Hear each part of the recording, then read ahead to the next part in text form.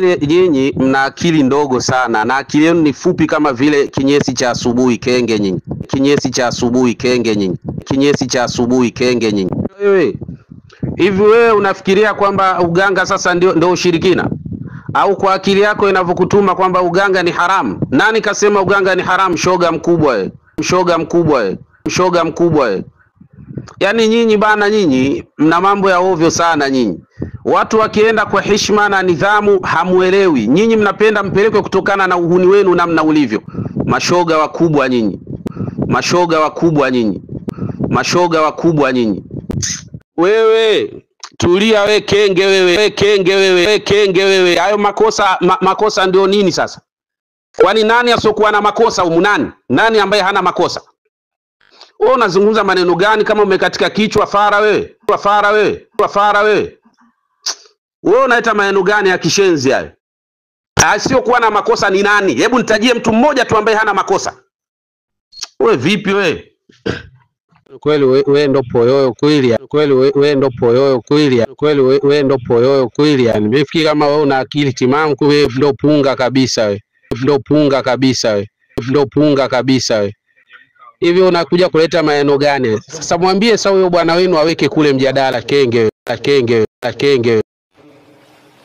وعن ابن مسعود رضي الله عنه قال قال رسول الله صلى الله عليه وسلم سباب المسلم فسوق وقتاله كفر متفق عليه. وعباد الرحمن الذين يمشون على الأرض هونا وإذا خاطبهم الجاهلون قالوا سلاما. السلام عليكم ورحمة الله وبركاته. حياكم الله أيها الإخوة الأفاضل. bila shaka mko salama na familia zenu, wale ni familia. Mimi nimekusudia kutoa nasaha fupi nikiwa nadhania kwamba zitatusaidia biidhnillah katika safari yetu ya da'wa hii.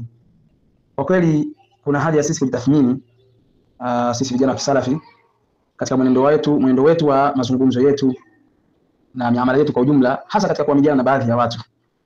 Tunalaumiwa sana baadhi ya nyakati na baadhi ya awam wale ambao hawajajua da'wa salafia, uhakika wake na uhalisia wake.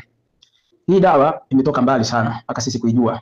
Wengine tumepitia katika usufi, wengine katika uanswari. Kila mtu anajua alipokuwa na kila mtu anajua nafsi yake. Wengine alikuwa kwenye kuvuta bangi huko, vitu yani kwa ufupi, kila mtu alikuwa na namna yake alikotokea huko mpaka Allah subhanahu wa ta'ala akamneemesha juu ya da'wa hii. Falillahi alhamdu wal minna. Kwa hakika ni jambo la kumhimidi Allah subhanahu wa ta'ala. Lakini tunapokutana na jamaa zetu katika masufi, tujitahidi sana. Wale ndugu zetu wengi wao, sisemi ni wote, wengi wao huwa hawana lugha nzuri kwetu. Hiyo inafahamika. Yani ni watu wana lugha chafu tena za kukuchefua, na hata ukiwa unajadiliana naye kuna mazingira fulani anaweza kutafuta ya kukutukana wewe. Illa man rahimahullah, wako baadhi yao wana adabu na heshima na wanachunga utu wa mtu na wanajitahidi katika kuzungumza, kuchunga heshima zao, kuchunga heshima za watu. Lakini kuna watu hawachungi heshima za watu na wengi wao wako hivyo. Na hapa sizungumzia katika awamu, miongoni mwao anakusudia wale mashehe wenyewe ambao wamebeba bendera ya da'wa yao. Ni watu wana matusi, anaweza kuzungumza maneno ya kukejeli, kukebehi ili akutoe kwenye reli. Na bila shaka mshayashuhudia haya, mshuhudia mjadala uliofanyika Kizimkazi wa Sheikh Abdul Fadhli hafidhahullah ta'ala pamoja na wale jamaa, kadhalika nakasha uliofanyika Moshi wa mambo ya tawassul na dufu. Yani mtu anatafuta sehemu ya kupenya atie maneno ya kukuchukiza wewe ili utoke kwenye reli. Sasa sisi hatakiwi kuwa kama wao. Kuna baadhi ya shabab wakisha tukanwa kama hivyo wanakuwa sasa wao kama wao au zaidi yao. Akatoa matusi kama ya Yusuf Diwani. Yani mfano Yusuf Diwani amekutukana, alafu wewe waongeza matusi makubwa kuliko yake, wazungumza maneno makali machafu. Hilo yeye Yusuf Diwani halijali, kwa sababu yeye ashaamua njia ya upotevu. Kibaya zaidi ni wale wanaokusikiliza wewe wakidhani kwamba umebeba haki. Kuna watu inawezekana washaelewa haki, wanataka kuingia na akija mambo kama wa kweli hapa. Kama akisema matusi lazima kumbe wajificha tu, ndio wale tu. Kumbe maskini katika awamu katika sisi. Sasa hili jambo linatakiwa tuliangalie sana, tusitukanishe da'wa. Tusitukanishe da'wa. Na hilo ni kwa sababu mimi kuna baadhi ya watu wananifuata inbox katika masufi hapa, wanazungumza na wengine katika masalafi kwamba mbona mjadala ulienda vizuri na nini, lakini baadhi ya ikhwa wana uslubu mgumu, wanazungumza maneno machafu, wanatukana. Sasa sisi hatuwezi kusema kwamba kwa sababu na wale wamewatukana sisi tunahukumiana sisi wenyewe. Kwa nini tufanye hivyo? Allah subhanahu wa ta'ala sema a'rid 'anil jahilin wa idha khatabahumul jahiluna qalu salama. Ikilazimika kumwambia maneno makali sehemu mtu, wamwambie maneno makali, lakini si kwa kupitiliza. Sasa ikawa sasa watu watafsiri kwamba hao jamaa watu matusi tu hawa. Hilo halitakikani. Natakiwa watu jirekebishe sana ndugu zangu na tujitathmini sana katika hilo. Mtu anaweza akaikataa haki kwa sababu ya mwenendo wa yule aliyebeba haki hiyo. Hilo linatokea. Na Mtume SAW anaambia fabima rahmatin min Allah linta lahum, kwa sababu ya rehema itokanayo kwa Allah subhanahu wa ta'ala umekuwa mlaini kwao na ni mpole kwa wao. Walau kunta fadhan ghalidha alqalbi lamfaddu min hawlik, lau kama ungekuwa wewe ni mwenye tabia ngumu, tabia mbaya, msusuwavu wa moyo, wangekukimbia wale walioko pembeni mwako. Haula ashabu Muhammad sallallahu alaihi wasallam, hawa ni maswahaba wa Mtume sallallahu alaihi wasallam ambao Allah subhanahu wa ta'ala nadhara fi qulubihim fawajadahum quluban khashi'a. Allah subhanahu wa ta'ala aliwatazama kwenye zao akawakuta ni wenye nyoyo zilizosalimika, zilizokuwa na khushu' na tadarru kwa ajili ya kubeba ujumbe aliyokuja nao Mtume sallallahu alaihi wasallam. Faja'alahum wuzara'a nabiyyi, kama alisema Abdullah bin Mas'ud radiyallahu anhu, thumma nadhara fi qulubi al-ibad fawajada qulub ashabi khayra qulubi al-ibad.